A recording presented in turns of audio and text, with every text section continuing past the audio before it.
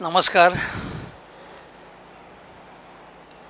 संभाजीनगरमध्ये येण्याचा अनेक वेळा योग आलेला आहे आणि साधारण 40 ते 45 वर्षांपूर्वी भालचंद्र नेमाडे यांना इथे बराच वेळ त्यांच्याशी गप्पा मारल्याचं मला आठवतं आहे.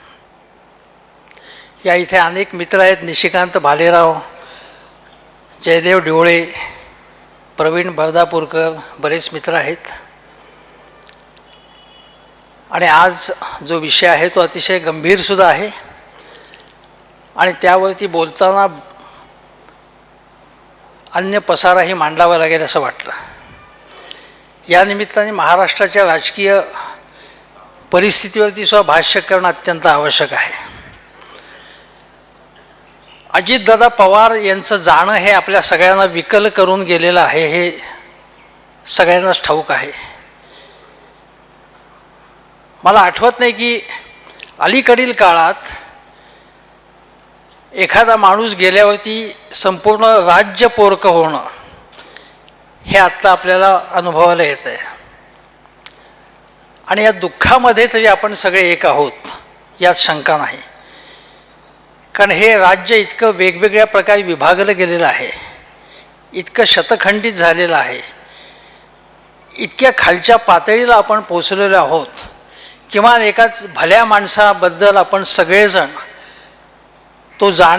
तो गेल्यानंतर तरी आपलं एकमत आहे की तो माणूस भला होता, तो राजा माणूस होता, तो दिलदार माणूस होता, उमदा माणूस होता. आणि काल जी सभा झाली त्या सभेमध्ये उद्धव ठाकरे जे म्हणाले की माणूस गेल्यानंतर आपण त्याचं कौतुक करतो आणि अनेकदा असं होतं की तो जिवंत असताना, तो हयात असताना त्याला इतकं आपण दुखावतो, इतकं त्याला जीवन असह्य करून सोडतो की ज्याचं नाव ते. असे आजही माणसं हयात आहेत आणि त्यापैकी एक नाव उद्धव ठाकरे हेच आहे. उद्धव ठाकरे एक मी उदाहरण यासाठी सांगतो की तेच हे म्हणाले आणि त्यांना हा अनुभव येत असणार. टीका करायला काहीच हरकत नाही, पण कशा पातळीची टीका केली जाते, माणसाला असह्य व्हावं, म्हणजे काय करावं सुचू नये इतक्या पातळीची टीका कोणीही आयले गेले लोक करत असतात.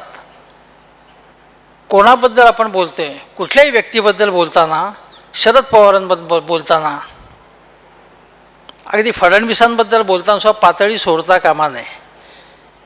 मी भारतीय जनता पक्ष, संघ, फडणवीस, मोदीशाह यांच्यावरती कठोर टीका करत असली तरी माझ्या सोशल मीडियाच्या याच्यावरती कोणी असभ्यपणे टीका त्यांच्यावर केली तर मला ती खपत नाही आणि ही पातळी आपण ठेवली पाहिजे. अजितदादांबद्दल सांगताना मला असं वाटतं की काही प्रसंग सांगणं आवश्यक आहे ज्याच्यातनं त्यांचा मोठेपणा दिसून येईल. मी एक उदाहरण सांगतो की महाराष्ट्रातले एक मोठे नेते उल्हासदादा पवार आहेत.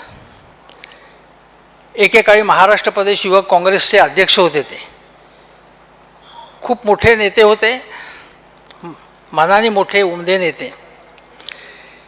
काही वर्षांपूर्वी त्यांचा एक नातलग होते, त्यांच्याकडे एक आर्किटेक्ट होते आणि ते म्हणाले की बाबा पुण्याची जी जिल्हा बँक आहे त्याचं काम मला मिळालं तर बरं होईल. तर उल्हासदादा म्हणाले की बाबा मी काय असल्या भानगडीत पडत नाही, मी कोणाकडे काही शब्द टाकत नाही. पण ते मागे लागले आणि त्यांना उल्हासदादांनी अजितदादांकडे पाठवलं, कारण अजितदादांच्या नेतृत्वाखाली ही बँक आहे. अजितदादांनी त्यांचं सगळं ऐकून घेतलं. त्यांनी जो काही आराखडा मांडला होता तो त्यांना आवडला आणि त्यांनी बोलवून घेतलं आपल्या टीमला आणि सांगितलं की यांना आपण काम दिलेलं आहे आणि यांच्याकडनं चहा पाणीसुद्धा घ्यायचं नाही बरं का, असं ते म्हणाले. चहा पाणी घ्यायचं नाही याचा अर्थ आपल्याला समजला असेल. काहीही घ्यायचं नाही त्यांच्याकडनं आणि त्यांना हे काम आपण दिलेलं आहे. असा अत्यंत दिलदार अशा प्रकारचा माणूस. त्यांनीच एक दुसरा प्रसंग मला सांगितला की उल्हासदादांनी की एक दिवस असं ठरवलं की त्यांचा सत्कार करायचा उल्हासदादांचा आणि तो अजितदादांच्या हस्ते करायचा. अजितदादांना तो माणूस भेटला, कार्यक्रम ठेवला पुण्यामध्ये. कार्यक्रम ठरला आणि अजितदादा म्हणाले की मला फोनवर दादांशी उल्हासदादांशी बोलायचं आहे. आणि त्यांनी सांगितलं की उल्हासदादा, तुमच्यावरती मला बोलायचं आहे बरं का, मला भरभरून बोलायचं आहे आणि मी येणार आहे कार्यक्रमाला. मध्यंतरीच्या काळात काय झालं की शरद पवारांचा ज्या पक्षामध्ये काही उलथापालथ घडली आणि मग महाविकास आघाडीतून दादा महायुतीत सामील झाले.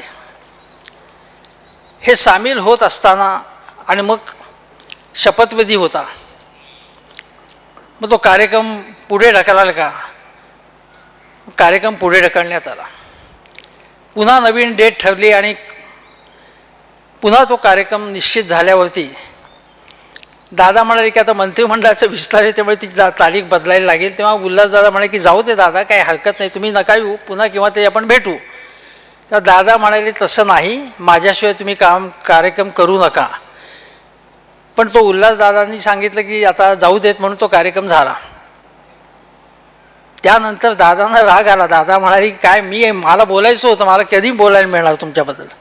आणि उल्हासदादा म्हणाले की ती वेळ निघून गेली, दादा आपल्यामध्ये नाही आहेत. म्हणजे उल्हासदादा हे काँग्रेसमधले नेते, अजितदादा काँग्रेसमध्ये होते. अजितदादांची वाट वेगळी झाली, राष्ट्रवादी काँग्रेसमध्ये ते आले. पण दुसऱ्या पक्षातल्या माणसाबद्दल सुद्धा त्यांना कमालीचा आदर होता, याचंही निदर्शक असं आपल्याला म्हणायला लागेल. अजितदादा हे केवळ विकास निधी, फंड, बजेट याच्याबद्दल बोलतात असा एक गैरसमज आहे लोकांचा. पुण्यामध्ये एक साहित्य संमेलन भरवण्याचं ठरत होतं. त्या साहित्य संमेलनासाठी पुण्याचे संबंधित लोक त्यांना भेटले की पुण्यात आपण साहित्य संमेलन करायचं आणि ते चांगलं व्हायला पाहिजे म्हणून. दादांची फारशी काही सख्य नव्हतं, पण अजितदादा म्हणाले की हे पुण्याचं संमेलन आहे, ते आपलं संमेलन आहे. अखिल भारतीय संमेलन वेगळं, पुण्याचं पुण्यभूषण या फाउंडेशनतर्फे एक संमेलन होणार होतं. सर्व प्रकारची मदत त्यांनी त्या संमेलनाला देऊ केली. मी कोणाला काय दिलं नाही. मी आता भास्कर जाधवांनी परवा सांगितलं विधानसभेमध्ये की मी सांगू का सांगू नको असं म्हणत त्यांनी तो किस्सा सांगितला. आणि भास्कर जाधव जेव्हा राष्ट्रवादी काँग्रेसमध्ये होते, ते अध्यक्षही झाले होते, प्रदेश अध्यक्ष त्याचे. त्यांना निवडणूक लढवण्यासाठी दादांनी 25 लाख रुपये दिले आणि त्यानंतर आणखीन काही रक्कम स्वतःहून दिली. अनेक पक्षामधले नेते आपल्या उमेदवाराची काय गरज आहे ही विचारातही घेत नाही. तुमचं तुम्ही बघा, तुम्हाला आम्ही तिकीट दिले म्हणजे तुमच्यावरती उपकार केले, तुम्ही त्यामध्ये समाधान माना, अशी म्हणण्याची पद्धत आहे. अजितदादांनी तसं कधीही केलं नाही. हे त्यांचं एक फार मोठं वेगळेपण म्हणता येईल. दादा ज्यावेळी 1980च्या दशकामध्ये राजकारणात आले, तो 1980चं दशक आपण लक्षात घेतलं तर महाराष्ट्रामधले काँग्रेसमधलं स्थैर्य हळूहळू कमी होत होतं. आणि 1985 नंतर तर हिंदुत्वाचं राजकारण देशामध्ये हळूहळू आकाराला येत होतं. 84, 86 वेगवेगळ्या घटना घडल्या. दादा जेव्हा आले त्यानंतर त्याच्या अगोदरच्या काळामध्ये त्यांनी सहकारामध्ये काम केलं होतं, त्याचा अनुभव त्यांना कामी आला. माळेगाव सहकार कारखाना असेल, पुणे जिल्हा मध्यवर्ती बँकेच्या लोकांनी त्यांना सांगितलं की तुम्ही बँकेत या, बँकेचं नेतृत्व करा. आणि या बँकेमध्ये सहकारी क्षेत्रामध्ये काम करताना अजितदादांनी अभ्यास केला मुख्य म्हणजे प्रत्येक गोष्टीचा. मला आठवतं की एकदा विद्याधर अनास्करांनी, जे राज्य सहकारी बँकेचे प्रमुख आहेत, त्यांनी सांगितलेला किस्सा. राज्य सहकारी बँकेच्या किंवा सहकार क्षेत्रातल्या लोकांसाठी एक शिबिर ठेवलेलं होतं आणि ते पुण्यामध्ये यशदामध्ये शिबिर होतं. त्या यशदामध्ये जाण्याचा मलाही प्रसंग आला होता. काही वेळा माझी तिथे व्याख्यानही झाली होती. यशदा ही अतिशय चांगली संस्था आहे. त्या संस्थेमध्ये सहकारी बँकिंगविषयी एक जे प्रशिक्षण शिबिर ठेवण्यात आलं ते सगळ्या अधिकाऱ्यांसाठी होतं. त्या ठिकाणी दादा स्वतःहून आले, कागद पेन्सिल घेऊन बसले आणि त्यांनी सगळा विषय समजून घेतला. अनास्करण करणे एखाद्या स्टुडंटप्रमाणे समजून घेतले. मुख्यतः एखादी सहकारी बँक चालवायची असेल तर क्रेडिट डिपॉझिट रेशो किती असायला पाहिजे, नेट प्रॉफिट किती मेंटेन केला पाहिजे, डिपॉझिट्स वाढवण्याचे कुठले मार्ग आपण अवलंबिले पाहिजे, अशा अनेक गोष्टी असतात. जे ठेवींवरचं व्याज आपण देतो आणि कर्जावर व्याज घेतो त्यामधला जो फायदा असतो त्या पलीकडे काही गोष्टींमधून बिझनेस कसा वाढवावा या सगळ्या गोष्टींचा अभ्यास करून अक्षरशः 10-20 पट व्यवसाय पुणे जिल्हा मध्यवर्ती बँकेचा हा अजितदादांनी वाढवून दिला. हे त्यांचं फार मोठं कर्तृत्व होतं. वर्तमानपत्रामध्ये मी इतके वर्ष काढली, 50 वर्ष काढली. माझा असा अनुभव आहे की आर्थिक विषयामध्ये लोक रसच घेत नाहीत, जो सगळ्यात महत्त्वाचा विषय आहे. म्हणजे अजितदादांनी सहकारी क्षेत्रामध्ये जे प्रॉफिटेबिलिटी आणली, ज्या अनेक सहकारी संस्था तोट्यात गेलेल्या आहेत. महाराष्ट्रामध्ये सहकारी सूतगिरणी असतील, सहकारी साखर कारखाने असतील, खरेदी विक्री संघ असतील, दूध संघ असतील, अनेक अर्बन बँक्स असतील, तोट्यात गेल्या. पण दादांनी या फायद्यात कशा आणल्या याचा अभ्यास करण्यासारखा आहे. ज्या प्रकारे अनेक नेत्यांनी आपल्या बँका कशा बुडवल्या याचाही अभ्यास केला पाहिजे. पण कसा फायदा मिळवला. पुणे जिल्हा मध्यवर्ती बँक ही आशियातली आणि एक सर्वोत्तम बँक आहे. ज्या बँकेवरती दबाव आणण्यासाठी म्हणून जेव्हा दादांना छळण्यात आलं सर्व प्रकारे, त्यावेळी त्या बँकेची सुद्धा चौकशी झाली होती हे तुम्हाला आठवत असेल. दबाव आणण्याचे वेगवेगळे प्रकार असतात.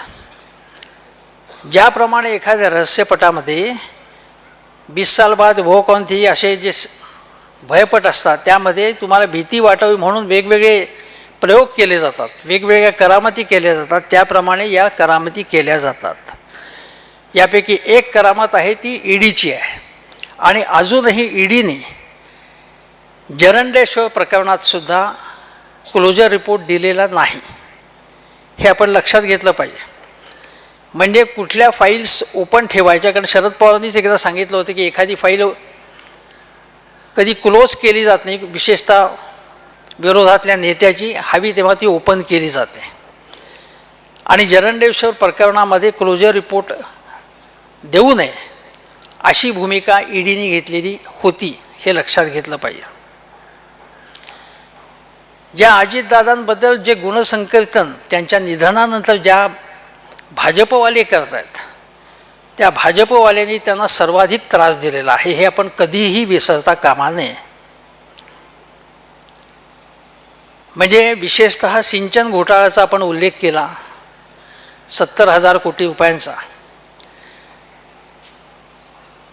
त्या 70,000 कोटी रुपयांचं तेव्हाच सांगण्यात आलेलं होतं की ते जे बजेट आहे इरिगेशनचं, ते अनेक वर्षांचं बजेट मिळूनसुद्धा 70,000 कोटी होत नाहीत.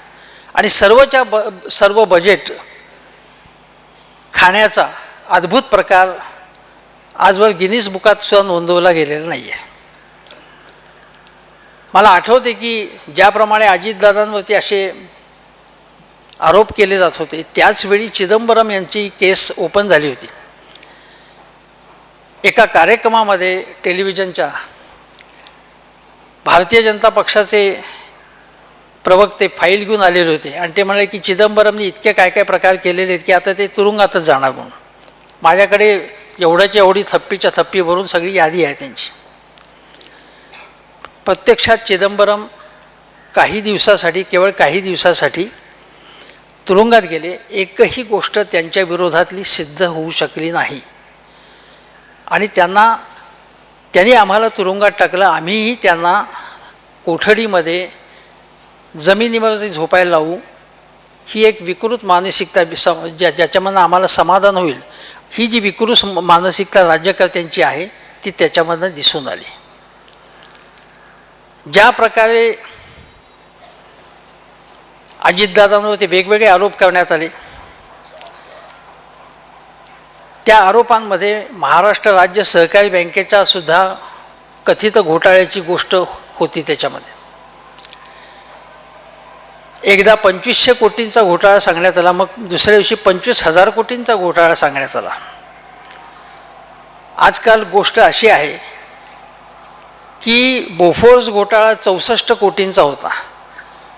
आजची पिढी अशी म्हणू शकेल की अरे एवढं काय शेंगदाणे चणे शेंगदाणे खाताय तुम्ही, भ्रष्टाचार करायचा असेल तर मोठा करायला पाहिजे तुम्ही. किमान एक 5,000 कोटीचा 10,000 कोटीचा हा एवढासा छोटासा घोटाळा करून काय उपयोग आहे. हे भ्रष्टाचाराचे वाटेल तसे आकडे फेकण्यात आलेले होते आणि ते अजितदादांच्या विरोधात सुद्धा फेकण्यात आले होते आणि त्यांना त्रास देण्याचा प्रयत्न केला होता. हा त्रास देण्याचा प्रयत्न हा आत्ता पुणे आणि पिंपरी चिंचवडच्या निवडणुकीच्या वेळीसुद्धा आपण बघितला. अजितदादांची अशी भूमिका होती की पिंपरी चिंचवडमध्ये मी जी प्रगती आणलेली आहे तिची अनेक उदाहरणं सांगता येतली. अजितदादांनी सांगितलेली आणि न सांगितलेली. स्वतःचं कौतुक स्वतः सांगण्याची पद्धत त्यांच्याकडे नव्हती. पण पिंपरी चिंचवड ही मी एक 40 वर्षापूर्वीची पिंपरी चिंचवड आणि आजची पिंपरी चिंचवड ज्याच्यामध्ये अनेक गावं समाविष्ट झाली, आशियामधली सर्वात श्रीमंत महानगरपालिका त्यांनी करून दाखवली. ज्या पिंपरी चिंचवडमध्ये 3 विधानसभा मतदारसंघ, पुण्यामध्ये 6, पिंपरी चिंचवडचं बजेट 9,600 कोटींचं, पुण्याचं 12,600 कोटींचं, एवढाच फरक. पिंपरी चिंचवडसाठी जवाहरलाल नेहरू अर्बन डेव्हलपमेंट योजनेचा जे मनमोहन सिंग सरकारकडनं फंड आणला त्यांनी आणि त्याच्यामधनं ॲक्सेस रोड, रस्त्यांचं रुंदीकरण, उड्डाणपूल, नाट्यगृह, अशा उद्यानं, अशा अनेक गोष्टी अजितदादांनी करून दाखवल्या आणि त्यांना 2दा पिंपरी चिंचवड त्यांच्या नेतृत्वाखाली सुरू असताना 2 वेळा पारितोषिकं मिळाली. पुण्यामध्ये 2007 सत्ता आली. पुण्यामध्ये पुणे पॅटर्न हा राबवण्यात आला. पिंपरी चिंचवडमध्ये आधी रामकृष्ण मोऱ्यांकडे नेतृत्व होतं. माझ्या आठवणीप्रमाणे रामकृष्ण मोरेचं नेतृत्व मागे पडलं, त्यांचं निधनही झालं. त्यांच्या नावाचं नाट्यगृह मला वाटतं पिंपरी चिंचवडला आहे. ती आठवण ठेवून करण्याचं काम दादांनी केलं. पुण्यामध्ये जर आपण बघितलं तर 2007 नंतर पुण्यामध्ये अनेक गोष्टी त्यांनी पुण्यामध्ये केल्या दादांनी. आणि यावेळी त्यांनी असं सांगितलं होतं की पुण्यामध्ये मेट्रो आणि बसचा प्रवास मी मोफत करीन असं आश्वासन दिलं होतं. त्यामागचं लॉजिक काय होतं हे बघण्यासारखं आहे. ते असं म्हणाले की मी आत्ता पुण्यातूनच आलो, काही दिवस पुण्यामध्ये राहतो आहे आणि मी बघतोय की पुण्यामध्ये वाहतुकीचं अक्षरशः अराजक आहे. पुण्यात कधी कोण मरेल हे सांगता येत नाही वाहन चालवताना. संपूर्ण जगाला शहाणपणाचा संदेश रोजच्या रोज देणारी पुणेकर हे कधीही हेल्मेट घालत नाहीत दुचाकीवर बसताना. वाटेल तशा गाड्या चालवणं, फुटपाथवरती गाड्या चालवणं आणि आपला हा जन्मसिद्ध अधिकार आहे असं मानणं ही पुणेकरांची पद्धत आहे. अजितदादांनी याच्यामागचं लॉजिक असं म्हणलं की ज्यावेळी पब्लिक ट्रान्सपोर्ट वाढेल त्या प्रमाणात वाहतूक कमी होईल, इंधनावरचा खर्च थांबेल, कमी होईल आणि विशेषतः जी वाहतूक कोंडी होते ही संपेल आणि आम्ही बजेटमधून हे जे काय कॉम्पेन्सेशन आहे ते मेट्रोला आणि बसवाल्यांना देऊ. अतिशय चांगल्या पद्धतीने हे संपूर्ण मुद्दा त्यांनी मांडला, त्याचा हिशोबसुद्धा मांडला. पण पुणेकरांनी त्यांना प्रतिसाद दिला नाही, कारण पुणेकरांना भारतीय जनता पक्षाला तिथे सत्ता द्यायची होती. का द्यायची होती मला माहीत नाही. भारतीय जनता पक्षाच्या काळात गेल्या काही वर्षामध्ये पुण्यामध्ये मेट्रो झाली नाकारण्याचं कारण नाही आहे, परंतु पुण्यामध्ये प्रदूषण असेल किंवा वाहतुकीचा अराजक असेल, पुण्यामधली गुन्हेगारी असेल, याबाबत कुठल्याही प्रकारचं यश गेल्या काही वर्षात आलेलं नाही. पण तरीसुद्धा पुणेकरांनी अजितदादा आणि शरद पवार यांच्या संयुक्त युतीला यावेळी नाकारलं. पिंपरी चिंचवडमध्ये तसाच त्यांना अनुभव आला. अशा वेळी एखाद्या नेत्याला वाटतं की मी काम करून दाखवलेलं आहे आणि त्याच आधारे मी पुन्हा तुमच्याकडे येतो आहे आणि तुम्ही मला जर मतं देणार नसाल तर काय करायचं. अशाच प्रकारची निराशा दादांना लोकसभा निवडणुकीच्या वेळी आली होती आणि ते म्हणाले होते की मी तुमच्यासाठी अहोरात्र सकाळी 6 पासून काम करतो आणि तुम्ही जर मला काहीच प्रतिसाद देणार नसाल तर मी माझे उद्योग व्यवसाय पागीन, असं काही काळ त्यांना नैराश्य आलं होतं. त्यामध्ये लोकसभेमधल्या पराभवानंतर मात्र ते पुन्हा जागे झाले आणि मग मला कौतुक वाटलं की अगदी महानगरपालिकेच्या निवडणुकीमध्ये सुद्धा पराभव दाणादाण उडाल्यानंतर दुसऱ्या दिवशी सकाळी बातमी आली की शरद पवार, अजितदादा या सगळ्यांची एक मीटिंग होणार आहे. दुसरीकडे जर आपण बघितलं तर शिवसेना म्हणजे उद्धव बाळासाहेब ठाकरे यांची शिवसेना, मनसे असेल, यासारखे पक्ष त्याच्यानंतर जर तुम्हाला पराभवानंतर तेवढे सक्रिय दिसत नाहीत. ते खचून जातात, शांत होतात, काहीच करत नाहीत अनेक दिवस. पण शरद पवार आणि अजितदादांच्याबद्दल तसं बिलकुल म्हणता येणार नाही. याचं कारण हे खरोखरीच लोकांमधले नेते आहेत. मी तुम्हाला उदाहरण सांगतो काही. एक पुण्याची जी पुणे जिल्हा मध्यवर्ती बँक आहे त्याच्या शेजारी एक प्लॉट आहे आणि तो एक्सपान्शनसाठी बँकेला हवा होता. तो कुठल्या तरी मला वाटतं पारशी माणसाचा काहीतरी असा होता. तर त्याला विचारलं, त्यांनी काही कॉस्ट त्याची सांगितली 80-85 कोटी वगैरे. दादानी काय केलं, दादानी काही बिल्डर्सला बोलवलं आणि विचारलं की बाबा अशीच एवढी जर लँड हवी असेल आम्हाला तर तुम्ही केवढ्याला द्याल. तर त्यांनी त्याची कॉस्ट कमी सांगितली, 50-55 कोटी वगैरे. मग दादानी त्याला बोलवलं आणि सांगितलं की बाबा ही एवढीच कॉस्ट आहे तुझी, त्याच्यापुढे आम्ही देऊ शकत नाही. आणि थेटपणे एक 35 कोटी रुपयांचा जिल्हा मध्यवर्ती बँकेचा नफा त्यांनी करून त्याच्यामध्ये मिळवला. मी कमी कॉस्टमध्ये त्यांना हा प्लॉट मिळाला. अजून एक उदाहरण सांगतो. पुण्याच्या सर्किट हाऊसमध्ये दादा अधिकाऱ्यांशी चर्चा करत असताना एक महिला आली आणि तिचं पुरामध्ये काही नुकसान झालेलं होतं आणि ती काहीतरी सांगत होती, निवेदन घेऊन आली होती. ते निवेदन दादानी वाचलं आणि कलेक्टर होते त्यांना सांगितलं, काय ते कलेक्टरांकडे दिलं. कलेक्टर म्हणाले की आत्ता नाही, आत्ता आम्ही गडबडीत आहोत, तुम्ही या आता उद्या. दादानी त्या क्षणी कलेक्टरना तडकावलं आणि सांगितलं की तुमची वेळ पुन्हा तिला काही मिळणार नाही, तुम्ही उद्या परवा तेरवा सांगाल, तुम्ही आत्ता तिला वेळ सांगा केव्हा काम करणार म्हणून. वेळ सांगितली त्यांनी. दादानी फॉलोअप घेतला आणि तिला जी मदत मिळणार होती त्यापेक्षा जास्त मदत तिला मिळवून दिली.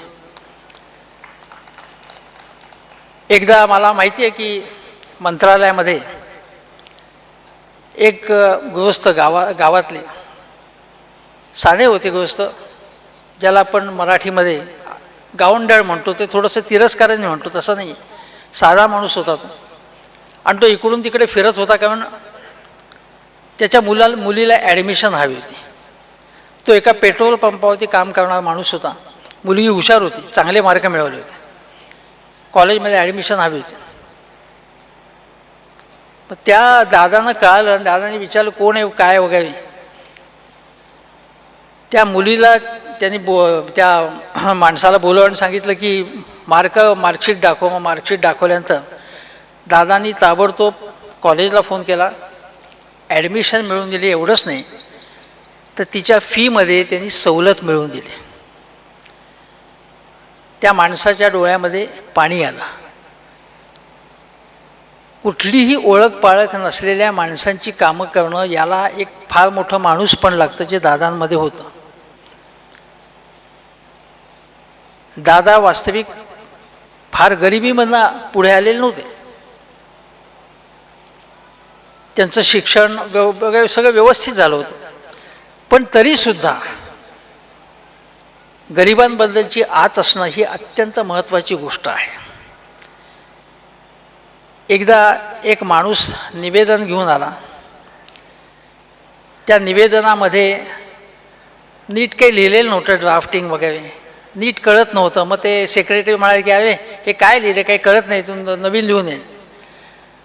तेव्हा दादांनी त्या क्षणी त्या ज्येष्ठ अधिकाऱ्याला सांगितलं, शासकीय अधिकाऱ्याला, की सगळ्या माणसांना काही चांगलं शिक्षण मिळालं नसतं, निवेदन कसं लिहावं माहीत नसतं. त्यांचं काम काय हे बघा ना तुम्ही, त्याच्यामध्ये ते काम बघून ते काम झालं पाहिजे हे बघा तुम्ही. आणि ते काम झालं पाहिजे, केवळ हेलपाटे मारून आम्ही काम केलं असं समजून घेणं हे चुकीचं आहे. ही जी पद्धत होती ना ती अतिशय महत्त्वाची होती. स्पेसिफिक्समध्ये जायचं ते. मला काही सरकारी IAS अधिकाऱ्यांनी सांगितलं की दादा 3 दिवस सोमवार मंगळवार बुधवार मंत्रालयात,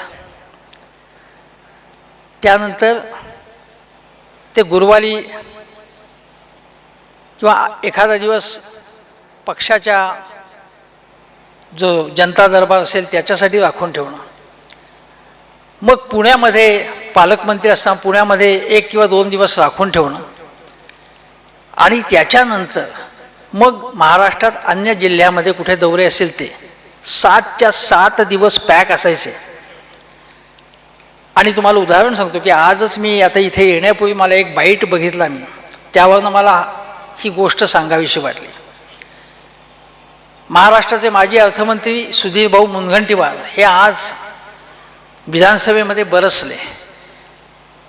आणि ते म्हणाले, योगेश कदम जे गृहराज्यमंत्री आहेत, काहीतरी प्रश्न विचारला होता आणि त्यांनी उडवाउडवीची उत्तरं काहीतरी दिली. सुधीर भाऊ म्हणाले की अशा प्रकारची उत्तरं द्यायची म्हणजे अतिशय मोघम आणि उडवाउडवीची उत्तरं दिली. तुम्हाला अगोदर प्रश्न सांगितलेला होता आणि काहीही जर समाधानकारक उत्तर मिळत नसतील तर काय अर्थ आहे या सगळ्याला. सत्ताधारी पक्षाचे आमदार म्हणाले. आणि या ठिकाणी मला आठवते की एका शासकीय अधिकाऱ्यांनी सांगितलेला किस्सा की विधिमंडळामध्ये उद्या कुठले प्रश्न येणार आहेत त्याची माहिती मिळाल्यानंतर त्या संबंधीची सगळी माहिती दादा मागून घ्यायचे, कागदपत्र आणि माहिती.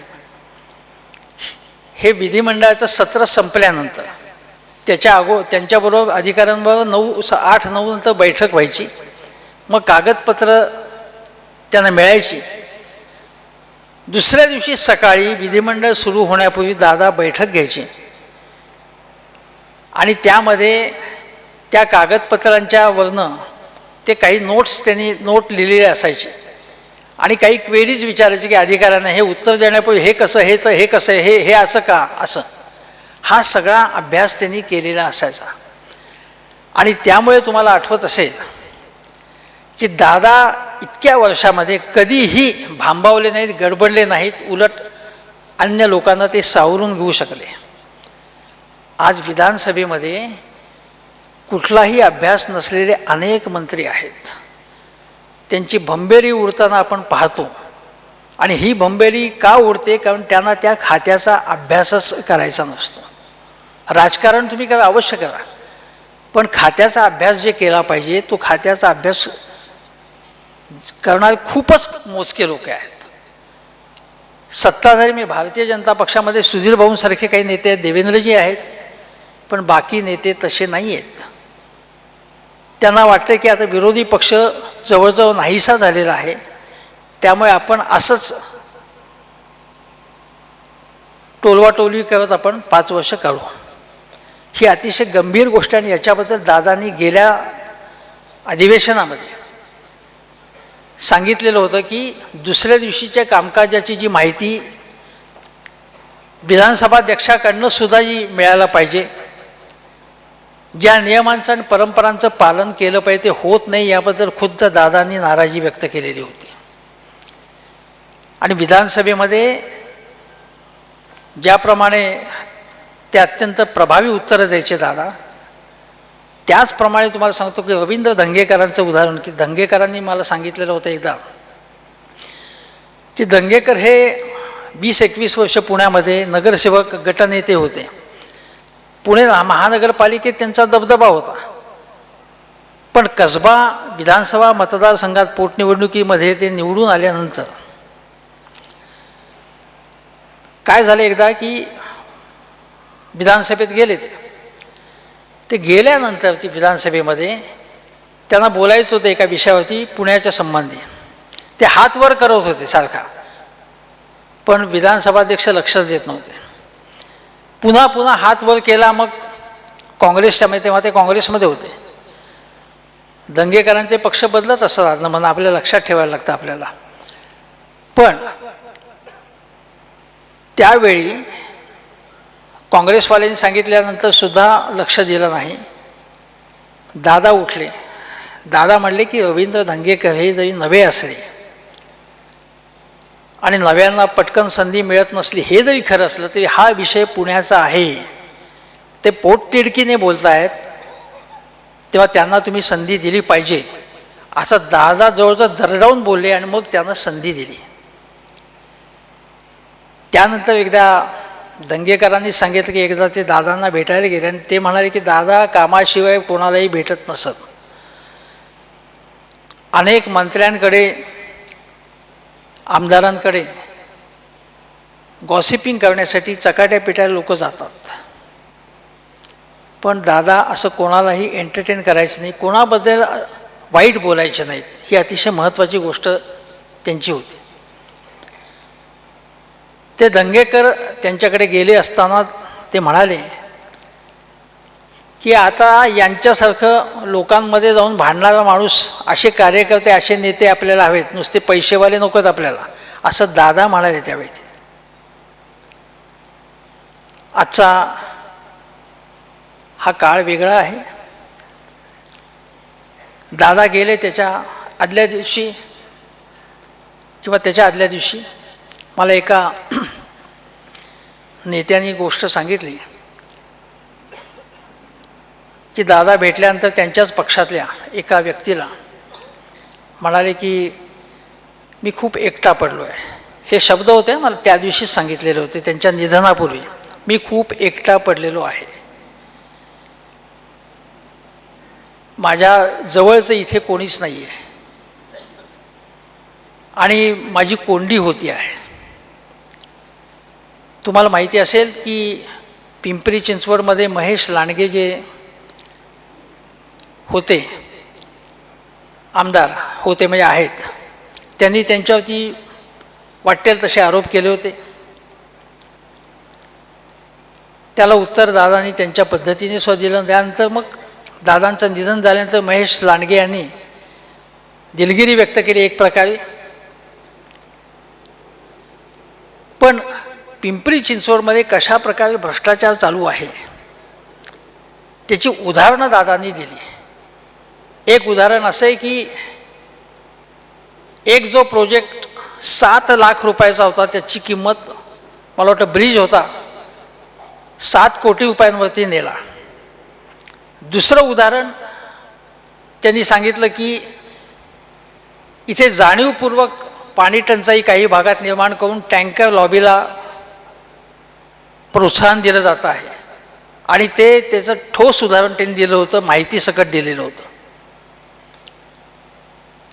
हे दादांवरती महेश लांडगे किंवा अन्य नेते बोलत असताना अचानकपणे पार्थ पवारचं प्रकरण बाहेर आलं. त्यामध्ये काही तथ्य असेल तर, कोणीही भ्रष्टाचार केला असेल तर मी त्याचं अजिबातच समर्थन करणार नाही. पण प्रकरणं योगायोगाने अचानकपणे काही बाहेर येतात आणि बंद केली जातात.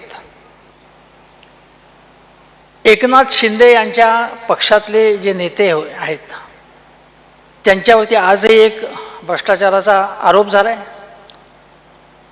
आजच अंबादास दानवे यांनी एक आरोप केलेला आहे. या इथले एक महान नेते संजय शिरसाट यांच्यावरती अनेक आरोप झालेले आहेत. एकनाथ शिंदेंच्या अनेक नेत्यांवरती आरोप होऊन योगेश कदम यांच्यावरती आरोप झालेत. त्यांच्यावरती ठोस कारवाई कुठल्याही प्रकारची झाली नाही. या उलट माणिकराव कोकाटे, धनंजय मुंडे यांच्यावरती कारवाई झाली आणि त्यानंतर आणखी काही लोकांच्या दिशेने आरोपांचं सत्र सुरू होण्याची शक्यता नाकारता येत नाही. एकनाथ शिंदे हे आम्हाला सोयीचे आहेत कारण आमचं विचारसरणी एक आहे असा युक्तिवाद केला जातो. एकनाथ शिंदे यांची काही ठिकाणी युती झाली नाही तरी अनेक ठिकाणी त्यांच्याबरोबर युती करण्यात आली. त्याच्यानंतर अगदी मुंबई महानगरपालिकेत, ठाण्यामध्ये त्यांच्यामध्ये बरीच भांडाभांड झाली, पण पुन्हा जवळ आले दोन्ही पक्ष. पण याच प्रकारची ट्रीटमेंट ही अजितदादांना मिळाली नाही. अजितदादांवरती आरोप करावेत, भाजपवाल्यांनी आरोप करावेत आणि भाजपच्या पक्षश्रेष्ठींनी मात्र काहीच त्याच्याबद्दल बोलू नये किंवा अजितदादांच्या वरती आरोप चुकीचे आहेत असंही म्हणू नये. अजितदादांना कुठल्याही प्रकारचं संरक्षण देऊ नये. हा एक प्रकारे त्यांची कोंडली करण्याचाच प्रयत्न होता असं म्हणायला लागेल. आणि ही कोंडी त्यांना असह्य झालेली होतीच. ते खाजगीमध्ये बोलत होते. ते त्यांच्याच पक्षामधले लोक, काही लोक त्यांच्या विरोधात गेलेले होते, त्यांच्या विरोधात कारवाया करत होते, हे मला नक्की माहिती आहे. भारतीय जनता पक्षाची पद्धत अशी आहे की सगळे काही माणसं फोडायची पण काही माणसं तिथेच ठेवायची त्या पक्षामध्ये. तुम्ही तिथे राहा आणि आम्हाला जी काही माहिती असेल ती द्या. तुमचा पक्ष कमजोर करण्याचं काम करा तुम्ही, आमच्याकडे लगेच येऊ नका. तुम्ही योग्य वेळी तुमचा सन्मान आम्ही करू. आणि योग्य वेळी सन्मान करणं म्हणजे पक्षात घेणं, त्यांना काही पद देणं. आणि जे काही भारतीय जनता पक्ष करतो ते अर्थातच विकसित भारतासाठी करतो, 1 ट्रिलियन इकॉनॉमी करण्यासाठी करतो, महाराष्ट्राच्या विकासासाठी करतो असं आपण गृहीत धरायचं असतं. महाराष्ट्राच्या राजकारणाची माती भारतीय जनता पक्षानेच केलेली आहे. आणि हेच आता अजितदादांबद्दल खोटी सहानुभूती दाखवत आहेत. अजितदादांची कोंडी यांनीच केली. अजितदादांच्या भगिनींना त्यांच्या घरावरती जेव्हा रेड पडली तेव्हा अजितदादांना फार दुःख, वेदना झाल्या. आणि अशाच वेदना जेव्हा पुरंदरचे सुपुत्र विजय शिवतारे, सासवडचे किंवा पुरंदरचे महापुरुष, त्यांनी अत्यंत गलिच्छ टीका जेव्हा शरद पवारांवरती किंवा सुप्रियाताईंवरती केली तेव्हा अजितदादा फार संतप्त झालेले होते. आणि ते म्हणाले की मी हे सहन करू शकत नाही. अजितदादा कुटुंबापासून दूर गेलेलेच नव्हते, ते कुटुंबातच होते. 2014 पासूनचं आपण राजकारण बघितलं तर अजितदादांना भारतीय जनता पक्षामध्ये घेण्यासाठी म्हणून जर त्यांच्या विरोधात आरोप केले असतील तर त्या राजकारणाला काय अर्थ उरतो. तुम्हाला जर अजितदादा, शरद पवार या सगळ्या मंडळींनी मिळून भ्रष्टाचार तुडुंब केला असेल तर त्यांना राजकारणामधनं तुम्ही हद्दपार करणं हे तुमचं कर्तव्य होतं. ते तुम्ही केलं नाही याचा अर्थच असा आहे की हे आरोपच बोगस होते किंवा अर्धसत्य होते. जर 70,000 कोटी रुपये महाराष्ट्राच्या बजेटमधले महाराष्ट्राच्या हक्काचे पैसे खाल्ले गेले असतील तर त्याची आता चौकशी न होणं हा गुन्हाच आहे. हे लोकांनी सांगितलं पाहिजे की तुम्ही म्हणत होतात मग त्याच्याबद्दल तुम्ही माफी मागताय का? किंवा 70,000 कोटी रुपये भारतीय जनता पक्षाने जे प्रचंड पैसे संपूर्ण देशात कमावून ठेवलेले आहेत त्याच्यातनं 70,000 कोटी रुपये द्यावेत तुम्ही. तुम्ही काहीही करणार नाही, बेजबाबदारपणे आरोप करणार. सुरेश करमाडींवरती आरोप केला, ते आरोप ते तुरुंगात गेले, सिद्ध होऊ शकले नाहीत. हे म्हणतात आम्ही मेट्रो आम्हीच आणली, तर मेट्रो शीला दीक्षितांनी मेट्रो काय मग काय त्यांनी हातगाडी आणली होती का दिल्लीमध्ये? शीला दीक्षितांनी मेट्रो आणली होती. आज विकास विकास जे म्हणतात हे लोक, ते विकास म्हणजे फक्त मेट्रो, अटल सेतू, समृद्धी महामार्ग हे प्रतीक स्वरूपात दाखवत आहेत. आणि अजितदादांना जो अभिप्रेत होता तो विकासाचं मॉडेल वेगळं होतं. ते यशवंतराव चव्हाण यांचं मॉडेल होतं. आणि विकास म्हणजे केवळ पूल, रस्ते, ॲक्सेस रोड, फ्लायओव्हर्स नाहीत. माझ्या लहानपणी मला आठवते शाळेत असताना गोरगरीब मुलांना, मागासवर्गीय विद्यार्थ्यांना मोफत शिक्षण दिलं होतं ते यशवंतराव चव्हाणांनी दिलेलं होतं. यशवंतराव चव्हाणची आयडिओलॉजी माझी समजणं हे अजितदादांनी वारंवार अधोरेखित केले. आणि माफी जेव्हा त्यांनी दिलगिरी व्यक्त करण्यासाठी, प्रायश्चित्त घेण्यासाठी कराडला ते गेले, ते यशवंतरावांना बद्दल आदर व्यक्त करण्यासाठी, म्हणजे यशवंतरावांचे विचार जे आहेत तेच माझे आहेत हे अधोरेखित करण्यासाठी. प्रायश्चित्त घेण्यासाठी ते रेशीमबागेत गेले नाहीत आणि आपल्या कोणालाही तिथे जाऊ दिलं नाही त्यांनी. नवाब मलिक हे जर वाटाघाटीसाठी असतील किंवा राष्ट्रवादीचे मुंबईत नेतृत्व करणं असेल तर त्यांच्याशी युती नाही असं आशिष शेलार गरजले. जे आशिष शेलार एका मुस्लिमांच्या मेळाव्यात जाऊन म्हणाले की मला आशिष कुरेशी म्हणा म्हणून, हे असले अत्यंत ढोंगी आणि लबाड लोक आहेत ज्यांच्या गोतावळ्यात राहण्याचा दुर्दैवी प्रसंग अजितदादांवरती आलेला होता. पण अजितदादांनी नवाब मलिकांना हलवलं नाही, हटवलं नाही, ते आहे तिथेच आहे. विशाळगडावरती जेव्हा हल्ला झाला त्यावेळी तातडीने अजितदादा तिथे गेलेले होते. एवढंच नव्हे तर अनेक मुस्लिम विद्यार्थ्यांना त्यांनी अर्थमंत्री म्हणून सुद्धा मदत केलेली होती. बार्टी असेल, सारथी असेल अशा योजनांसाठी त्यांनी भरघोस मदत केलेली होती. विकास असा असतो, तो विकास असतो तो मागासवर्गीयांचा विकास, दलितांचा विकास, अल्पसंख्याकांचा विकास, हाही विकासच असतो. विकासाची जी काही मानव केंद्री कल्पना आहे, जी मनमोहन सिंग किंवा अमर्त्य सेन मांडत होते, ती अजितदादांना आपली वाटत होती ती संकल्पना. आणि आजकाल एक उज्ज्वल केसकर म्हणून नेते आहेत भाजपचे, पुण्यातले चांगले नेते आहेत, अभ्यासू नेते आहेत. आणि नगरविकास हा त्यांचा अभ्यासाचा विषय आहे. त्यांनी सांगितलं की अलीकडच्या काळामध्ये पुण्यामधल्या विकासाच्या प्रश्नावर, पुणे शहराचा विकास कशा पद्धतीने करता येईल याचा सखोल विचार अजितदादा करत होते. आणि केसकरांचं म्हणणं असं पडलं की अजितदादांसारखा माणूस, त्यांचं पिंड ग्रामीण आहे, ग्रामीण नेतृत्व अशी इमेज आहे.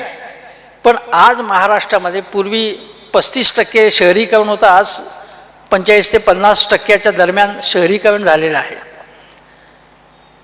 ज्या भागाचं शहरीकरण झालेलं नाही त्याच्या आसपासची भागसुद्धा शहरांनीच प्रभावित केलेले असतात. तेव्हा शहरी नेतृत्व जे आहे, अर्बन नेतृत्व म्हणजे नागरी समस्या मांडणारं नेतृत्व हे अजितदादा देऊ शकतात. आज विरोधी पक्षामध्ये एकही नेता असा नाही की जो शहरांचे प्रश्न चांगल्या प्रकारे मांडलेला. अजितदादांचा तो अभ्यास आहे. कारण बारामतीचा विकास त्यांनी केलेला आहे चांगल्या पद्धतीने. ज्या बारामतीचा एसटी स्टँड हा एअरपोर्टसारखा आहे, ज्या ठिकाणचे रस्ते स्वच्छ आणि विशाल आहेत, ज्या ठिकाणी ॲक्सेस रोड्स आहेत, ज्या ठिकाणी जे ऑडिटोरियम आहे ते मुंबईमधल्या ऑडिटोरियमपेक्षाही चांगलं आहे. आणि प्रत्येक गोष्ट कशी तिथे चांगली आहे हे अजितदादांनी जगाला दाखवलेलं आहे. जी बारामती, त्यानंतर पुणे अजितदादांकडे किंवा पिंपरी चिंचवड अजितदादांकडे शरद पवारांनी सोपवलेलं होतं, ते त्यांनी सिद्ध करून दाखवलं की मी ही शहरं पेरू शकतो, या महानगरांचे प्रश्न मी हाताळू शकतो, हे त्यांनी सिद्ध केलं. आणि त्याचवेळी ग्रामीण भागामध्ये समृद्धी कशी येईल, तुम्ही जर त्यांची बजेट्स पाहिली, त्या बजेट्समध्ये अजितदादांच्या मला वाटतं 11 मांडले त्यांनी. आणि शेषराव वानखेडेंनी त्यांच्यापेक्षा अजून 2 अर्थसंकल्प जास्त मांडले. तो विक्रम ते मोडणार होते, पण अपघात झाला, घातपात झाला किंवा अपघात झाला, जे काही झालं असेल ते. त्या बजेटमध्ये त्यांनी, तुम्हाला सांगतो, काही काही चांगल्या गोष्टी ज्या केल्या आहेत. लाडकी बहीण ही योजना केवळ एक तेवढी योजना नाही, त्या योजनेमध्ये बदल करून ते महिलांना स्वयंरोजगार देण्यासाठी आणखीन काय करता येईल याचा विचार करत होते. त्यांनी ग्रामीण भागामध्ये शहरांच्या पद्धतीच्या सुविधा असाव्यात म्हणून, इन्फ्रास्ट्रक्चर असावं म्हणून फार मोठ्या प्रमाणामध्ये पैसा दिला. गेल्या वर्षीचा जो इलेक्शनच्या वेळेचा जो अर्थसंकल्प होता, त्या अर्थसंकल्पामध्ये सुद्धा तजवीज करताना खूप बॅलन्सिंग करणं आवश्यक होतं. कारण निवडणुका जिंकायच्या होत्या, लोकसभेमध्ये फटका बसला होता, तर काही गोष्टी करणं आवश्यक होतं. मग लाडकी बहीणसाठी 46,000 कोटी रुपयांची तरतूद करावी लागली. आणि बाकीचा पैसा कमी होता, पण तरीसुद्धा इन्फ्रास्ट्रक्चरसाठी म्हणजे पायाभूत सुविधांसाठी, म्हणजे ते वाढवण बंदर असेल किंवा मेट्रो असेल किंवा अनेक ठिकाणचे ग्रामीण भागातले रस्ते असतील, अशा ठिकाणी किंवा पाणंद रस्ते असेल, अशांसाठी त्यांनी भरघोस निधी दिला होता. कारण ग्रामीण भागातलं इन्फ्रास्ट्रक्चर सुधारलं नाही तर त्याला काहीही उपयोग होणार नाही, विकास होऊ शकणार नाही, हे अजितदादांना माहिती होतं. एकदा ते म्हणाले काही महिन्यांपूर्वी एका भाषणामध्ये, तुम्ही ऐकलं असेल, ते म्हणाले मी 100 कोटी रुपये दिले, आता तुम्ही 150 कोटी मागताय, 100 कोटीचा हिशेब द्या. माझ्या घरचा पैसा नाही आहे, हा लोकांचा पैसा आहे, हा नीट खर्च झाला पाहिजे. मी अर्थमंत्री आहे म्हणून वाटेल तसा पैसा खर्च करू देणार नाही, मी करणार नाही, असं ते म्हणाले. आणि ही अतिशय महत्त्वाची गोष्ट होती. याच उलट तुम्हाला सांगतो, मुख्यमंत्री एकनाथ शिंदे असताना लागेल तेवढा पैसा देऊ तुम्हाला, तुम्ही काही काळजी करू नका, तुम्ही फक्त काय करा, मी मतं द्या आम्हाला, एवढंच. लागेल तेवढा पैसा देऊ हे त्यांचं हे होतं. म्हणजे मी लोकांचा माणूस आहे, लोकांचा नेता म्हणजे काय, लोकांसाठी लोक मागतील ते देणारा. ते त्यांच्या खिशातनं पैसे देत नाहीत, ते लोकांचा पैसा आहे, तो नीट खर्च झाला पाहिजे, हा दृष्टिकोन अजितदादांकडे होता. हे अत्यंत महत्त्वाचं आहे. पुण्यामध्ये हिंजवडीला ते गेले होते एकदा. हिंजवडीच्या IT नगरीमध्ये रस्त्यांची दुरवस्था झाली, अनेक ठिकाणी पाणी शिरलेलं होतं. आणि तिकडचा दौरा जेव्हा दादांनी केला तेव्हा ते वैतागले होते, ते संतप्त झाले होते. ते म्हणाले असे असेल तर इकडचे उद्योग जाणार ना गुजरातमध्ये, अन्य राज्यामध्ये. मी इतका प्रयत्न करतो, तुम्ही काहीच करत नाही, म्हणून ते अधिकाऱ्यांना जामत होते ते. आणि हे मीडियासमोर जामत होते, हे कुठे लपवाछपी नव्हती, ते थेटपणे सांगायचे, ते थेटपणे जामायचं. तर बीडमध्ये तुम्हाला सांगतो, मला आठवतं एक प्रसंगी की एक महिला कार्यकर्ते त्यांच्याकडे गेली आणि म्हणाली की इथे अमुक अमुक पुतळा उभा करायचा म्हणून. दादा चिडले. दादा म्हणाले काय नुसते पुतळे उभारणार का तुम्ही? बीडचा विकास कधी करणार तुम्ही? बारामतीत येऊन बघा म्हणे, नुसते पुतळे नाही तिथे विकास झालेला आहे आणि विकास करायचा आपल्याला. हा जो भाग आहे आणि प्रॅक्टिकली थेटपणे सांगायचं, नुसतं होला हो करायचं नाही, अंजारायचं गोंजारायचं नाही, फटकारायचं थेटपणे. आणि हे फटकारलं नाही तर तो नेता जो आहे त्या नेत्यांनी सांभाळायचं असतं, तसं फटकारायचं सुद्धा असतं. हा फरक जो आहे अनेक नेत्यांमधला आणि दाद्यांमधला होता, हा जो फटकळपणा होता, तो फटकळपणा अत्यंत आवश्यक होता आणि त्याच्यामध्ये प्रेमळपणा सुद्धा होता आणि त्यामध्ये आत्मीयता होती. दादांच्या जाण्यामधून काय काय गेलेलं आहे आपल्याकडे, काय काय गमावलं आहे आपण, ते सांगताना मी 2-3 उदाहरणं सांगेन की कुठलंही क्षेत्र त्यांना वंचित असं त्यांनी राहू दिलं नाही. मग उदाहरणार्थ कबड्डी खो खो संघटनेचं नेतृत्व शरद पवारांनंतर त्यांनी केलं. त्या कबड्डी संघाचं मध्ये काही महिलांनी सांगितलं की त्या ज्या संघटनेमध्ये महिलांना काही आरक्षणच नाही, महिलांना काही वाव नाही त्याच्यामध्ये. त्याची तरतूद दादांनी तिथे केली ताबडतोब. संघटकांना इकडे तिकडे जाण्यासाठी, दौऱ्यावर जाण्यासाठी गाडी लागेल म्हणून त्यांनी इनोवा गाडी दिली. हे लक्षात घेण्यासारखं आहे संघटकांचं. 5% शासकीय नोकऱ्या त्यांनी खेळाडूंना दिल्या. बारामतीमध्ये नाट्य महोत्सव झाले, संगीताचे जलसे होतात, भीमसेन जोशींपासून अनेक जण येतात. 2 नाट्यसंमेलनं झाली, साहित्य संमेलन होतात. या सगळ्या गोष्टी करताना जीवनाच्या सर्व क्षेत्रामध्ये आपला वावर पाहिजे, हे यशवंतराव चव्हाणांचं धोरण होतं. यशवंतराव चव्हाणांनी साहित्य संस्कृती मंडळ, विश्वकोश मंडळ काढलं. कुस्तीगिरांना प्रोत्साहन दिलं त्यांनी. कबड्डी खो खो यांना प्रोत्साहन देण्याचं धोरण त्यांनी ठेवलं. उद्योजकांनाही त्यांनी प्रोत्साहन दिलं. मी दादांबाबत एक उदाहरण सांगेन तुम्हाला की कुठल्याही उद्योगपतीच्या फार निकट ते गेले नाही आहेत. जुने संबंध असतील ते वेगळे. त्यांनी जी काही समजा मदत घेतली असेल काही याच्या फंडिंग ते आपल्या संस्थांसाठी, साखर कारखान्यासाठी, ग्रामीण भागासाठी अशी घेतली असेल, ती घेतली असेल. या इथे मला यशवंतराव चव्हाणांचा एक किस्सा सांगावासा वाटतो, जो कदाचित दादांनाही माहिती होता किंवा असेल. यशवंतराव चव्हाण मुख्यमंत्री असताना त्यावेळी निवासस्थान वर्षा नव्हतं तर सह्याद्री होतं. यशवंतराव मुख्यमंत्री झाल्यानंतर त्या ठिकाणी एक दिवस सकाळी उद्योगपती त्या काळचे मोठे ज्यांनी गांधीजींचा सहवास लाभलेले घनश्यामदास बिर्ला हे तिथे त्यांच्या घरी आले.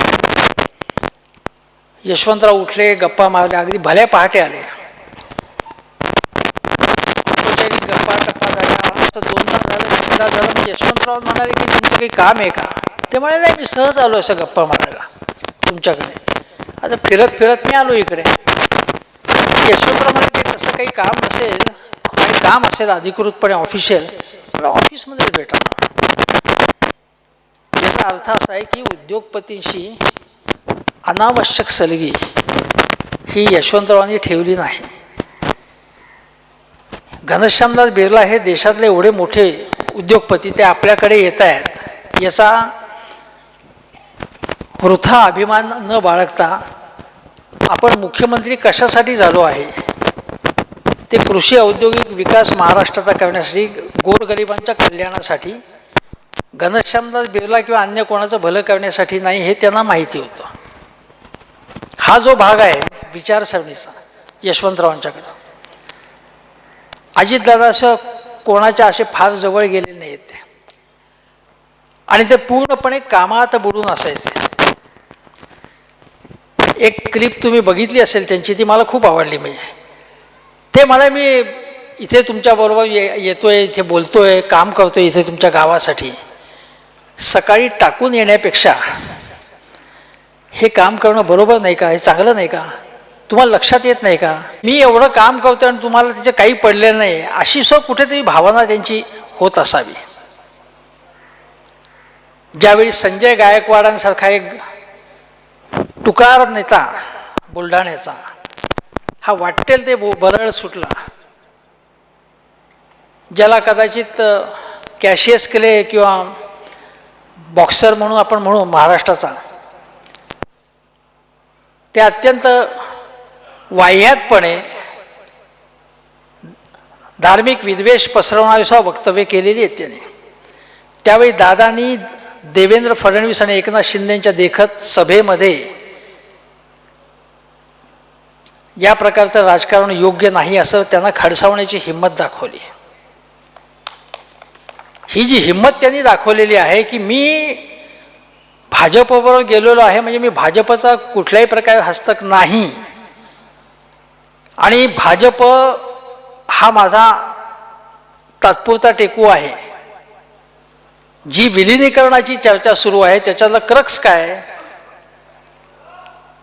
सुनील तटकरे, हे रायगड भूषण सुनील तटकरे हे सातत्याने सांगतायत की ते आमच्याबरोबर येणार का आम्ही त्यांच्याबरोबर जाणार, हे एकदा प्रथम स्पष्ट झालं पाहिजे. आणि राष्ट्रवादी काँग्रेसमधली भाजपची जी टीम आहे त्यामध्ये 4 माणसं जी आहेत चौकडी, आता चौकडीच्या अगोदर एक शब्द वापरण्याची पद्धत आहे, तो मी वापरत नाही आहे, तुम्ही समजून घ्या. त्यामध्ये बीडचे पराक्रमी पुरुष धनंजय मुंडे, नाशिकचे आणि भायखळ्याचे सेनापती छगनराव भुजबळ, गोंदिया भंडाऱ्याचे मूळ विडी सम्राट प्रफुल्ल पटेल आणि रायगड भूषण सुनील तटकरे यांचा समावेश होतो. हे टेक्निकली राष्ट्रवादी काँग्रेसमध्ये आहेत, त्यांचा राष्ट्रवादी काँग्रेसशी काहीही संबंध नाही आहे. या पक्षामध्ये काय काय गोष्टी होतात त्या राष्ट्रवादी काँग्रेसमध्ये कोण किती खर्च करतं पक्षाच्या नावाखाली याचीही अजितदादांना इत्थंभूत माहिती होती. नरेश अरोराला कोणी आणलं, नरेश अरोरा आणि सोशल मीडियाच्या टीमच्या नावाखाली कोण प्रचंड खर्च करत आहे हेही त्यांना माहिती होतं. राष्ट्रवादी काँग्रेस जर एकमेकांमध्ये विलीन झाली तर कदाचित आपण अंतर्धान पाहू असं काही जणांना वाटत असेल, म्हणून त्यांचा त्याला विरोध होता. माझा अंदाज असा आहे की अजितदादाचा हिशोब असा होता की आज राष्ट्रवादी काँग्रेस दोन्ही हे नगरपंचायती आणि पालिका निवडणुकीनंतर थोडेसे वीक झालेले आहेत. भले जिल्हा परिषदांमध्ये अजितदादांच्या निधनानंतर झालेल्या निवडणुकीत यश मिळालं, पण ते दुबळे झालेले आहेत. अशा वेळी सत्तेच्या आधाराने आपण थोडं टिकाव धरू, थोडेसे हातपाय पसरू, एकत्र येऊ, बांधणी करू आणि मग 2019च्या अगोदर आपण आपली ताकद दाखवूया असा त्यांचा हिशेब असावा. 2029 पर्यंत किंवा 2000 नंतर ज्यांना काहीही राजकीय ध्येय नाही आहे, ज्यांचं राजकीय ध्येय फक्त आपली घरं भरणं आहे किंवा आपल्या मुलाबाळांचं कोट कल्याण करणं आहे, त्यांच्या दृष्टीने राष्ट्रवादाची व्याख्या आपापल्या जिल्ह्यापुरती किंवा कुटुंबापुरती सीमित आहे. त्यांचा विचार करण्याची गरज नाही आपल्याला. महाराष्ट्राचा विचार केला तर महाराष्ट्रामध्ये विरोधी पक्ष असणं अत्यंत आवश्यक आहे. आणि शिवशाहू फुले आंबेडकर ही केवळ जपमाळ ओढणं नाही आहे. शिवशाहू फुले आंबेडकर हा जो वारसा टिकवायचा असेल तर त्यामध्ये काय काय गोष्टी येतात, तर छत्रपती शिवाजी महाराज यांनी जे तेल्या तांबोळ्यांचं राज्य, स्वराज्य आणि स्वराज्य रक्षक, धर्मवीर नव्हे स्वराज्य रक्षक छत्रपती शिवाजी महाराज हे अजितदादा ठासून सांगायचे. ते छत्रपती शिवाजी महाराज, तो वारसा महात्मा फुले यांचा शिक्षणाचा, मुलींच्या शिक्षणाचा वारसा, शाहू महाराजांचा मागासवर्गीय शोषित वंचितांच्या भले करण्याचा, शेतीपूरक धोरणं आखण्याचा वारसा, याबरोबर सयाजीराव गायकवाडांचा सुद्धा आपण विचार केला पाहिजे, अनेकांचा विचार केला पाहिजे, नेहरूवादाचा विचार केला पाहिजे, यशवंतरावांचा विचार केला पाहिजे. हा जो सगळा वारसा आहे तोच महाराष्ट्राचा वारसा आहे. आणि ही महाराष्ट्राची घडी संपूर्णपणे उसवून टाकणं हे ज्यांचं दीर्घकालीन हित आहे त्यांच्याबरोबर आपण कायमस्वरूपी जाणं हे चुकीचं आहे, याचं आकलन अजितदादांना होतं. अजितदादा ठासून सांगायचे की आमची विचारसरणी ही आहे, आमची विचारसरणी आणि भाजपची याच्यामध्ये फरक आहे, ही राजकीय सोय आहे असं भाजपवाले अजितदादांबद्दल म्हणत होते. आमची विचारसरणी एक नाही, पण हळूहळू आम्ही जवळ येत चाललोय असं देवाभाऊ म्हणत होते. हे कुठल्या आधारावरती ते म्हणत होते मला माहिती नाही. हळूहळू जवळ येत येतोय याचा अर्थ काही 4-4 जण जवळ येत होते का काय मला माहीत नाही, पण अजितदादा जवळ येत होते असं मला वाटत नाही. आणि जवळ येण्यासाठी एक एक प्रकरणं उकरून काढायची आणि मग मिठी मारायची, ही जी मिठीबाई कॉलेजची रीत आहे ती आपण समजून घेतली पाहिजे. महाराष्ट्राचं चित्र बदलण्यासाठी म्हणून अजितदादा असणं अत्यंत आवश्यक होतं. आज मी ठामपणे सांगतो की आज अजितदादा गेल्यानंतर आज जर कोणी व्होटिंग घेतलं तर अजितदादा हे महाराष्ट्रातले सर्वाधिक लोकप्रिय नेते आहेत असा कौल येईल. वेळोवेळी मी त्यांच्यावरती जरूर टीका केली आणि ती ज्यावेळी टीका केली, ज्यावेळी अशा गोष्टी घडत गेल्या त्यावेळी ती त्या मुद्द्यांच्या आधारे टीका केली. पण आयडिओलॉजीच्या आधारे जर बोलायचं झालं तर शरद पवार आणि अजितदादांची आयडिओलॉजी एकच आहे. शरद पवारांची कार्यशैली वेगळी आहे, अजितदादांची कार्यशैली रोखोक आणि स्पष्ट आहे, संदिग्ध नाही आहे. आणि आज महाराष्ट्राला अशा रोखठोक शैलीची गरज होती. पोकळी निर्माण झालेली जी आहे ती विरोधी पक्षांच्या छावणीत झाली आणि अजितदादांना मी सत्ताधाऱ्यांमधला विरोधकच समजतो. मला एक गोष्ट सांगावीशी वाटते की करोना काळामध्ये अजितदादांनी जी कामगिरी केली ज्याचं महत्त्वाचं श्रेय उद्धव ठाकरेंना दिलं जातं, काही हरकत नाही, त्यांनी काम केलेलंच होतं. पण संपूर्ण मॅनेजमेंट त्यावेळेचं जे करोनाचं, उदाहरणार्थ ऑक्सिजन कमी पडत होता त्याचा पुरवठा करणं,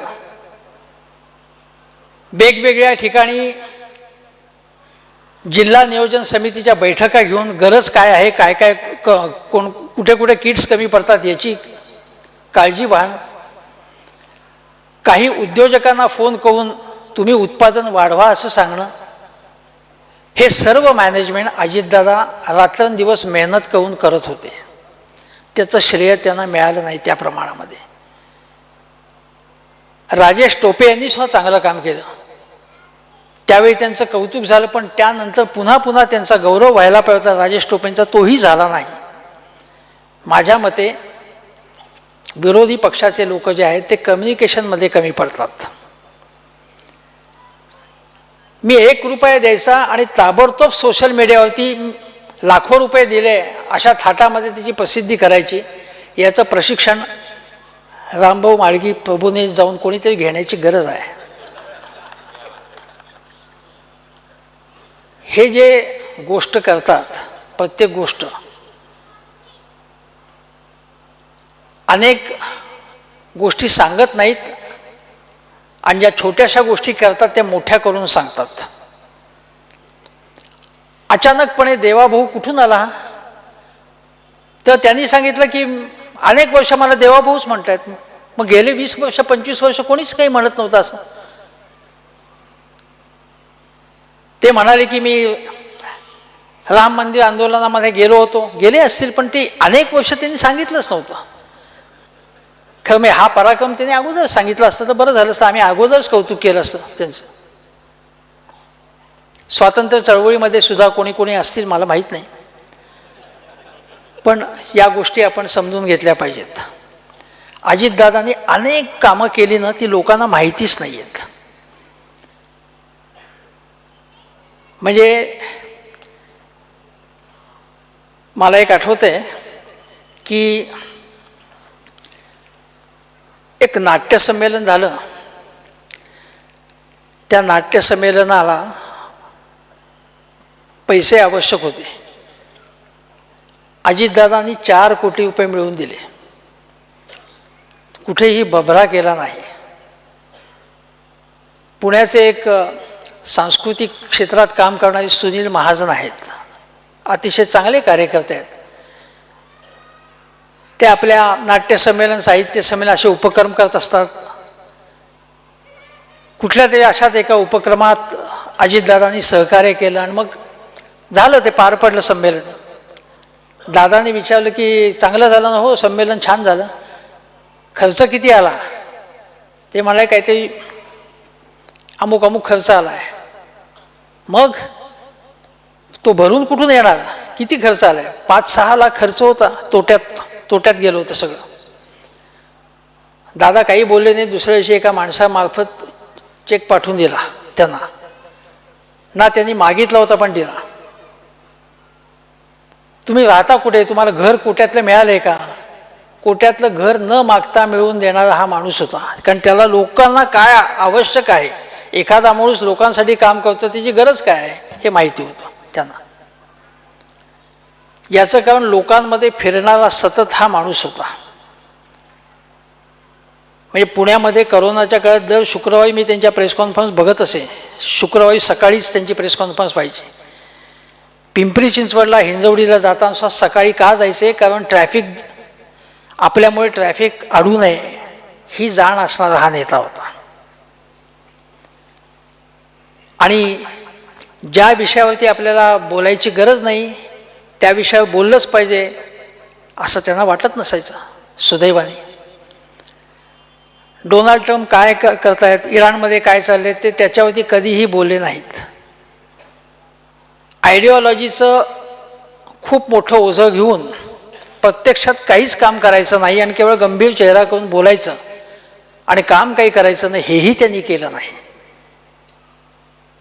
ते एक प्रकारे प्रॅक्टिकल राजकारणी होते. आणि नितीन गडकरींनी जे सांगितलं की वसंतदादा शुगर इन्स्टिट्यूटसाठी जागा बघायला ते कसे आले होते नागपूरजवळ, हा किस्सा त्यांनी सांगितला की प्रत्यक्ष जागा बघायला ते आले होते. मला आठवते की यशवंतरावांचंच उदाहरण सांगतो. भोसरीचं जी पुण्याजवळ इंडस्ट्रियल इस्टेट आहे त्याची जागा बघायला स्वतः यशवंतराव त्या काळात आलेले होते. हा जो यशवंतरावांचा विचार आहे प्रत्यक्ष कृतीमध्ये उतरवणारा हा माणूस होता. पत्रकारांना सुद्धा ते चांगल्या प्रकारे हँडल करायचे. सुरुवातीला ते डाफरत असत रागाने, ह्या कामाच्या मध्ये मध्ये सारखे पत्रकार येतात म्हणून. पण मग तुम्ही बघा काही त्यांच्या क्लिप्स, कसं वाटतंय, छान वाटतंय, अमुक झालं ते कसं वाटतंय, ते नाही छान वाटत आहे असं म्हणून ती जी क्लिप आहे ती फार छान आहे. दादांच्या चेहऱ्यावरचं हास्य अगदी लहान मुलासारखं हास्य आहे, अतिशय. ज्यावेळी चिरंजीवांच्या लग्नामध्ये ते नाचले त्याबद्दल पत्रकारांनी प्रश्न विचारले, दादा तुम्ही नाचला चांगला वगैरे. मग काय म्हणे, काय झालं म्हणे? दादा नाचले तिथे आनंदाने. त्यांचा हा जो आनंद होता तो टिकायला पाहिजे होता. त्यांचं कौटुंबिक जी काही उणीव आता कुटुंबियांना वाटेल त्याच्याबद्दल सुद्धा दुःख होतं आपल्याला. कुटुंबातला संघर्ष राजकारणातला कुटुंबात थोडंसं आला, ते सगळं व्हायला नको होतं असं मला वाटतं. आणि कोणामुळे हे सगळं घडून आणलं हे आपण लक्षात ठेवलं पाहिजे नेहमी. बारामती आम्हाला जिंकायची आहे म्हणून गेली काही वर्ष जे अथकपणे प्रयत्न करत होते. मग एक कोणीतरी बरळकर नावाचा माणूस, मी टोपण नाव, तो निवडणुकीला उतरवायचा. त्यांनी तोंड फोडून घ्यायचं. कोणी खोत नावाचा माणूस काहीही बळवणं त्यांच्याबद्दल. कधी सुप्रियाताईंच्या विरोधात कांचन कुल यांना उतरवायचं, असे खूप प्रयत्न आले. निर्मला सीतारामन यांना तिथे कॉन्सन्ट्रेट करायला सांगितलं बारामती जिंकायचं म्हणून. बारामती काही जिंकता आली नाही. मग एखादं घर फोडायचं आणि मग घर फोडून सगळंच घर हळूहळू आपलं काबीज कसं होईल, आपल्या पक्षाच्या वर्चस्वाखाली कसं येईल हे बघायचं. हे प्रयोग ठिकठिकाणच्या राज्यामध्ये भारतीय जनता पक्ष करत आहे. शरद पवार ही त्यांची दुखरी नस आहे. शरद पवार हे भारतीय जनता पक्षाला कधीही काबीज करता आले नाहीत. ते त्यांच्या विरोधात ठामपणे उभे आहेत.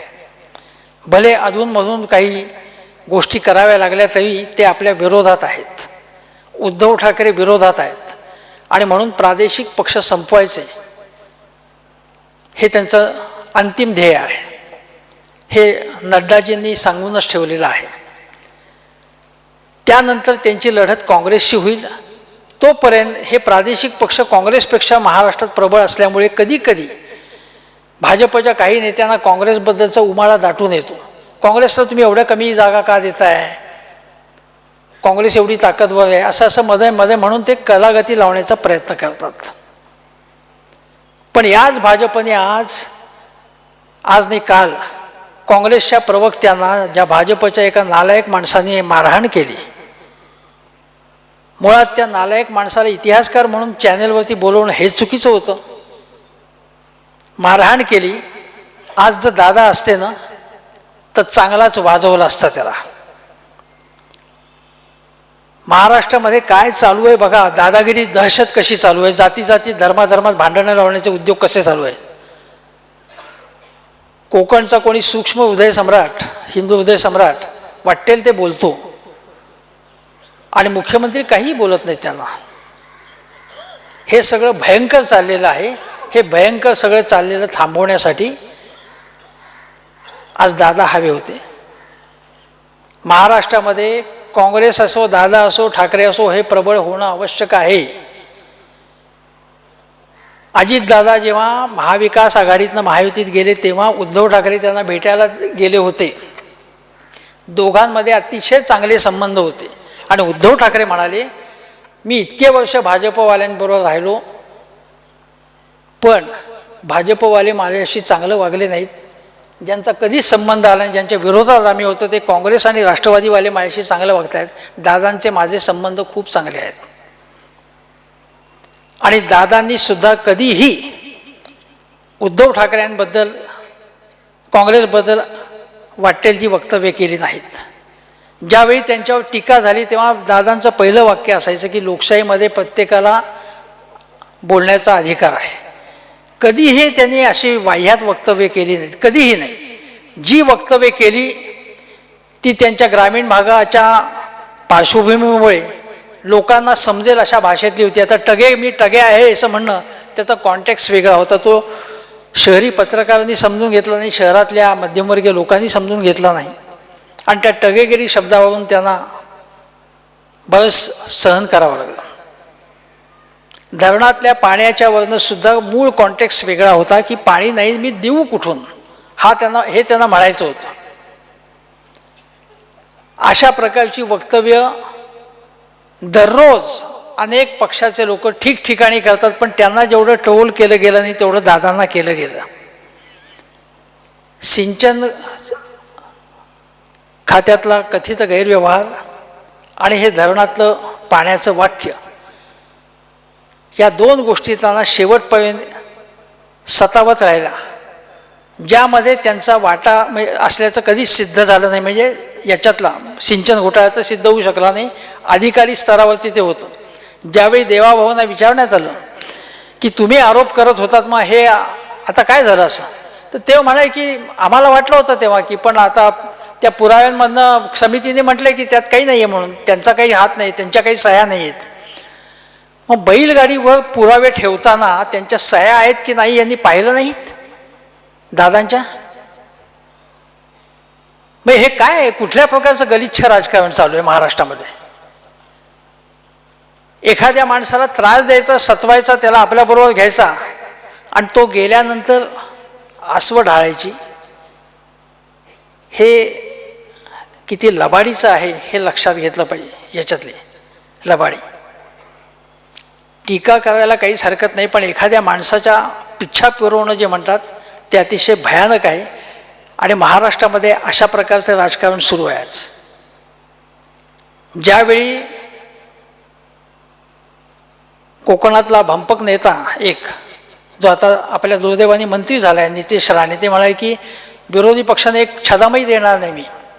त्यांना मुख्यमंत्री अडवत नाहीत, कोणीही बोलत नाही त्याच्याबद्दल, पण दादानी नारायण राणे आणि त्यांच्या मुलांशी कधीच जवळीक केली नाही, हे लक्षात घेतलं पाहिजे. हा त्यांचा सुसंस्कृतपणा आहे.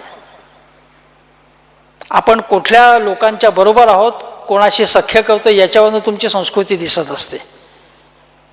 दादांबद्दल बोलावं तेवढं थोडं आहे, कदाचित मी जास्त बोललो असेल, मी अजून खूप वेळ बोलू शकेन. पण दादा गेल्यानंतर महाराष्ट्रामध्ये एक विकासाचा दृष्टिकोन असणारा आणि तो ग्रामीण आणि शहरी या दोन्ही भागाचा संतुलित विकास, मग तो शैक्षणिक असेल, आरोग्याचा असेल, स्त्रियांच्या बद्दलचा असेल, असा दृष्टिकोन बाळगणारा नेता आपल्याला दिसत नाही. ज्याला प्रशासनाची पूर्ण समज आहे, माहिती आहे, जो बारकावे आणि तपशील हे नीट बघतो, असा नेता. भले तो सुरुवातीच्या काळात कम्युनिकेशनमध्ये ते कमी पडले असतील. मनमोहन सिंग यांच्याशी भेट झाली असताना मी त्यांना विचारलं होतं की तुम्ही एवढी कामं केलीत, मग पराभव का झाला. ते म्हणाले की आम्ही आमची कामच पोचू शकलो नाही. दादांनी अनेक कामं केली आहेत, गुपचूपपणे अनेकांना मदत केलेली आहे. ती कामंसुद्धा लोकांपुढे येणं आवश्यक आहे. आणि दादांप्रमाणेच पूर्णपणे सर्वसामान्य माणसाच्या जनसेवेशी वाहून घेणं, हे जर राष्ट्रवादी काँग्रेसच्या लोकांनी आणि अन्य लोकांनी केलं, सतत काम करणं लोकांसाठी, तर ती त्यांना खरी श्रद्धांजली होईल. केवळ बोलून किंवा लेख लिहून किंवा त्यांच्याबरोबरचे फोटो सोशल मीडियावर व्हायरल करून काही उपयोग होणार नाही. दादांप्रमाणे आपण काय करू शकतो हे बघणं आवश्यक आहे. थांबतो मी इथेच.